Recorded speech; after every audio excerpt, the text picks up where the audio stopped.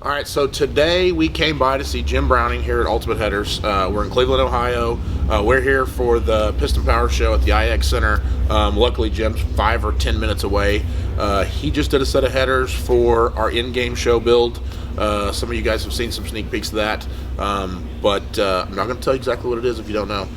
But it's a cool set of headers for a really neat project, and he did the headers for it. I had some issues with fitment. We used kind of a special set of heads that staggered the ports and the cylinder heads a little different. So he came to my rescue and took us a couple tries, which was my fault. I'll take 100% responsibility of that. And got us a nice set of headers on that deal. So, well, hey, I appreciate the opportunity to help you. Absolutely. You know, you talked about the flange, and this is our unique investment cast flange that we do for a lot of different engines, and it's kind of our signature piece for Ultimate Headers. No doubt. I think when you think of Ultimate Headers, I think this is what you think of because it's a different flange. Than anybody else's on the market. Yep. So yeah, it's pretty cool. You know, when I was talking to my buddy Brian at LME, and I said, I think we got the header solution fixed, and he said, but who do you have doing it again? You know, and I said Ultimate. He said, oh, those are the people that have the crazy flange, hence crazy flange. Yeah. So no, it's really cool. Your stuff's really nice. You guys do awesome work, and it's cool to see where it happens. So well, I appreciate taking a little time out to come by and see us. And that's cool. And I'm sorry that I didn't get here a little earlier, and I appreciate everybody staying back. Not a problem. Yep. All right. So we got a few that stuck around. So this is Brandon. Brandon's been with us probably the longest. Yep. So he's one of the original that my father hired. Yep. Brian's probably been here the second. Brian, you've been here 4 years? Yeah. Corey Grand. Corey and I worked together at another company down the street. Corey's kind of a drag racer and been around, and it was an opportunity. And then you met Dwayne last night. Yep. So Dwayne's been with us about 2 months. And then Brittany, she's our own fireball. She drives the red Camaro. Oh, okay. So Brittany's, that's the first thing I saw when I pulled up. I was like, oh, you know what? That can't be so bad, right? Yeah. So Brittany's I bet that's got exhaust on it, huh? Not yet. Not yet. So what? It will be we'll use her car as a prototype when we do that. But yeah, so this is part of the crew that was working this morning That's cool. that stuck around. So this building, at least to the walls, 12,000 square feet. Yeah. The other company that's here, they're building a building and they're behind. So because we were really in a small spot, they kind of cleaned out of this side and let us have this. Gotcha. So they're still using a little bit over there. So probably by the end of the year, they'll be gone in their new building, and then we'll have those full 12,000 square feet. Cool. And then we'll have an option on the other side of the doorway, that garage, that's another 9,000. So when we left here in 2000, we had the whole entire building on both sides. You're kind of growing back into it. We were growing back into it. That's cool. You know, it's a process. Sure. So, you know, I'm sure you can tell the story that the Corsa deal did not happen overnight. Oh no, Yeah. no. You know, that was 18 years in the making, and learned a lot through that experience and whatnot. So, so this is our home away from home. You know, you've seen, of course, the flanges and all the material. So we're trying to collect a few old engines. So we've got a Hellcat motor there. We've got LS, LTs. You know, this has got a Godzilla in it. Of course, you got a big block. We build about 150 sets of headers every month. Yeah. This car, they're putting going to get a Pro Charger on it, and they're hoping to make 1,200 horsepower with it. Yeah. So this is going to have this is a 2-inch primary. Built it's going to run a turbo 400, but we designed the header to work either with the turbo 400 or a 6R80, the Ford 6R80 trans. Yeah. So this should be a fun car for them to do some drag racing with. That's cool. This has a lot of popularity. This Godzilla motor swap. Yeah. I think this could eventually surpass the Coyote swaps. Yeah. Right. You know, they're torquey. You know, you don't have to rev it high like a Coyote motor. Yeah. So I think, you know, we already have some customers asking for F100s with these. Yeah. You'll see them in maybe early Broncos. Yeah. So I want to be the leader, you know, in do everything we can to be the first ones out there. So we should start shipping this production header and maybe in the next month. Yeah, that's cool. Looks good. We're going to pull it out of the car on Monday, and engineering will get it and start designing, scanning it, and doing everything that they do. Yeah. So I'm sure you've been to a lot of different shops in your career. I have. In the last couple of years, just being able to visit shops like yours, like a lot of people we work with, we travel so much for racing, we try to like go by and see people, Right. and go and see, try to help them out on social media, but not only that, just go by and see where the stuff, we call and go, hey, we need this, and then guys like you guys jump to it and help us out, and we don't always even know where you guys are at or what the place looks like. So now you can visualize it a little bit. Yeah, for sure. So we get our tubing, again, we use 321 stainless. Yep. All the other companies use 304. Right. So 321 is 50% stronger at 900 degrees. Yep. Than 304, so it's more thermally stable against thermal cracking, thermal fatigue. Right. So and that was one thing that my father wanted to have when he started the business, is how can we make ourselves different from every other header manufacturer out there? So it was material, it was our investment cast flanges, which we have a patent on. Right. And then we have these investment cast elbows as well. And that's how we're able to make some of these real tight bends. Those tight bends. You guys want to grab me a couple cast elbows? The first thing that Jeff and I saw was how tight those bends are, and we've never seen them before. It's like, Yeah. hey, where do you get those? Yeah, so we do sell some to customers if they want to build their own custom headers. Right. So we're tooling up a 2-inch, but we have Here's a 2-inch. so this 2-inch. Wow. So that's 1 7/8. This 2-inch, we have a So little tight. step in it, Yeah. so we can use our existing flange. Right.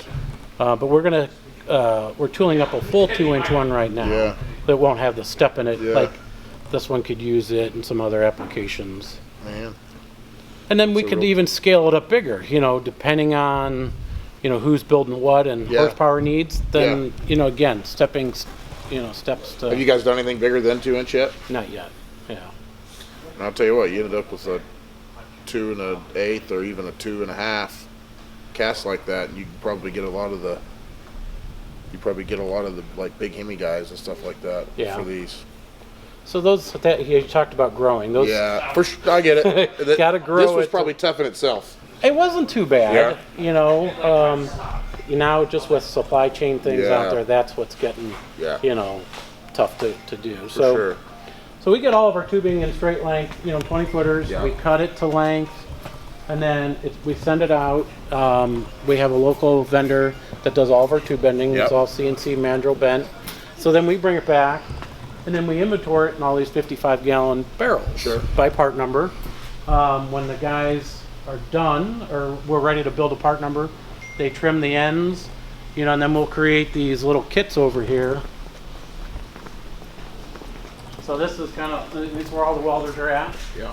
So we'll, they'll get all the tubing, they'll get a set of drawings, they get a work order, they get everything in a kit form, and they'll start putting headers together from there. Yeah.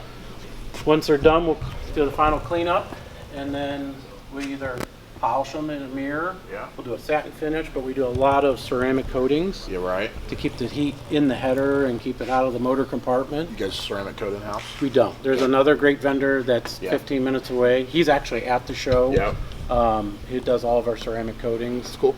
And we offer 5 colors. We'll do black, cast iron gray, titanium, a matte silver, and a polished silver. Yeah.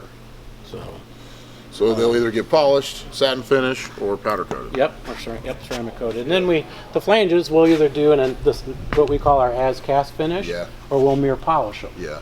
So when we do a mirror polished one, they look like jewelry. They're, it's a Riddler Ward type finish to the header. And every day we're looking at building. How can we do it better? How can we do it a little faster? But we don't ever want to sacrifice quality for what we do with our customers. And I don't have to sell everybody. Yeah. You just have a good product where you can get a decent volume and exactly and grow with it as it grows. Yeah. You guys use little square wave 200s? Yep. We've used a lot of Lincoln product here. We're going to look at a plasma welder next. Yeah. and maybe even some laser welding as we grow. Yeah. The plans, once the other company's gone, then I'll bring in a tube bender and we'll Yep. bend everything ourselves. Sure. But that's another big expense. Yeah. You kind Manual of have to bending. budget and have yourself ready for that. Sure. But we got a little grinding room, so we got a fan. We try and keep all the dirt and mess back there. Yeah. So again, Yeah. I'm not the size of some of the other bigger guys, but I think we build a product that's better than Yeah. the rest of the stuff's out there. And a lot of boutique, kind of call us a boutique heavy Yeah. builder. Yeah, down to the relatively. I noticed you guys seem to take on a lot of the more custom stuff that there's nothing for. Hence how we met. Not everybody makes a header for that, and there are a couple people that do. But as we figured out, I had a unique cylinder head Yeah. that caused issues. So Yeah. you guys helped me out with that, and I appreciate it. Yeah, so I want to even work with, I'm going to reach out to LME, or maybe you got the right. Absolutely. We'll get in touch with him. A lot of our headers are all designed in SolidWorks. Yep. So if he has a model Yep. just of the face of that, I don't Yeah. want the inside, but Yeah. just where stuff's located, then we can design headers. Him and I already talked about that. Tried to get Okay. you guys together. So Okay. that's already a thing. Good. He said, well, it's good to know header for that, which I don't know how many of those are going to happen, but it doesn't matter. That But header's I out can there. then can take that Yeah. and just modify our drawings Right. and make a unique part number for Right. his cylinder head and all the other applications that we already Yeah, do. So right. that's a challenge, yes. But For sure. it can be done. Yeah. That's cool. So we're having fun doing Yeah. our thing, and appreciate you taking Ah, a little time no, out of I- your busy I schedule to come by. Hey, listen, I appreciate. I don't know what we would have done with that header deal if it No. wasn't for y'all. I don't know how we would have fixed it. I mean, I know how we would have done it. I would have had to talk Jeff into making his custom set of headers, but you've saved us a ton of time, even in shipping stuff back and Sure. forth or whatever. Well. So I appreciate that. We when I say we don't know what we would have done, we probably could have figured it out, but you guys made it a lot easier for Well, us. So. everybody's busy, Yeah, and right. if we can do that and help We did you with other we did stuff. other stuff while I was on the phone with you, going, "Hey, okay, this is what I figured out." And then while you were shipping it, and it took you a couple days to get it, we could do other stuff on the car. Someone got it. Keep we the just process worked on it. going. Yeah, so it worked out great. Yeah. To be honest with you, Yeah. that must be all your jigs. A lot of our fixtures, yeah. Yeah. So we have steel fixtures, but we also have kind of a neat another one. Brandon, where's our aluminum fixture? One's sitting on the table here, and the other one's probably by. Where? Oh, yeah. So this is something else that we kind of engineered. So when we design a header, this has got scales on it. Yeah. So we can set a LS flanges or LT flanges or whatever we're building, Right. and then engineering, they have all these scales, Yeah. and they'll put on the print where to set all this. Okay. So instead of having to build a steel fixture for every last header, Yep. we can now adjust this in or out, up Yeah. or down, angle of the cylinder head, angle of the collector, and build that. So we have two of these that we use. That's cool. Again, trying to be a little more innovative and creative Yeah. on how we can, because fixtures Yeah. take up a lot of floor Oh, space. yeah, they do. And if we can kind of accomplish that, but Yeah. when you have 8 or 9 welders building stuff, you gotta have. Yeah. You can't have not. I mean, we can't. We could have 9 of these, but again, Yeah, I know. I get we it. can build some hard stops into these Yeah. as well. All these cars have different steering boxes and steering shafts Yeah. that are tight. So you got to have some of those hard stops. In there. So, how many welders you got? We have 8 right at the moment. Okay. Do you ship every day? We do. What's your right now? What are you putting out? You shipping 10 We sets or? we ship about 150 sets every month. Okay, Is that's what cool. we ship. Yeah, And again, it varies by finish. absolutely. Am I waiting to get stuff from being coated? Am I waiting Yeah. for stuff to come back from being ceramic coated or polished? Probably parts in general is you look like you have a lot of stuff, but there's right now parts are tough, but maybe you're not plagued with that. We've fought that a little bit. Yeah. But careful planning. Yeah, so right. we're because we use 321 stainless, we have to buy a master coil of Right. steel. Well, that's 6 months out. Right. Then they got to flatten it and turn it into tubing. So Right. so we're about a 10-month lead time even on that. So Yeah. we watch our inventory here. Yeah. And through, and then we'll place another order for another master coil of Yeah. 321, and Right. that ain't cheap. Yeah, no doubt. I'm That sure. gets very expensive. Yeah. And you're selling the Summit, so that's We sell the Summit. So that's probably cool. Yep. They've been a good partner of ours. Yep. This is something else new. So we kind of like our casting. So this is also an investment cast collector Yeah. that we've engineered. So again, versus a stamped steel, Yeah. something, we offer it both ways. Yeah. And so we're always playing with different components. We have a pretty trick exhaust hanger under the cars. That's an investment casting as well. Yeah. So, it's different and more unique that we can make our stuff. I think that'll keep separating us from everyone sure. else out. In the market. Everybody says it's funny that anybody that if I've said that I was using you guys for headers or whatever, even Brian LME said, "Oh, they have those really trick flanges."